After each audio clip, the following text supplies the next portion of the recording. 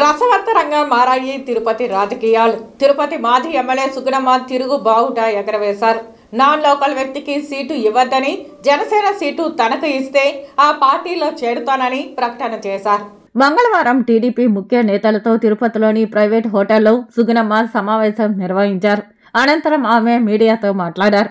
కూటమి అభ్యర్థిని గెలిపించుకోవాల్సిన అనివార్య పరిస్థితి, కానీ స్థానికేతరులకు టికెట్ ఇవ్వడం సమంజసం కాదని పేర్కొన్నారు.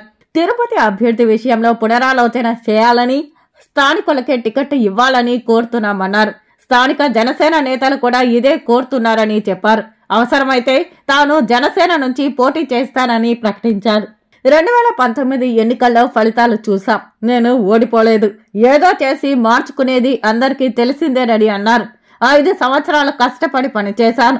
100% ప్రజల్లో పార్టీ బలోపేతం చేశాననేది నా విశ్వాసమని తెలిపారు. ఈ ఎన్నికల్లో టీడీపీ తిరుపతిలో పోటీ చేయడం లేదనేది తీరని లోటని పేర్కొన్నారు. తిరుపతిలో అరాచక అన్యాయం చేసే అభినయ్ రెడ్డి, కరుణాకర్ రెడ్డిని విముక్తి చేయాలనేదే మన ధ్యేయమని అన్నారు. అభ్యర్థిని మార్చే అవకాశం ఉందని ఆశాభావం వ్యక్తం చేశారు. 2019 ఎన్నికల్లో కూడా రిజల్ట్ ఏ విధంగా వచ్చిందనేది కూడా మనం అందరము చూసాం. మరి అటువంటి క్లిష్ట పరిస్థితుల్లోనే నేను ఓడిపోలేదు, ఏదో మ్యానిపులేషన్లో జరిగిందని మన అందరి యొక్క అభిప్రాయము.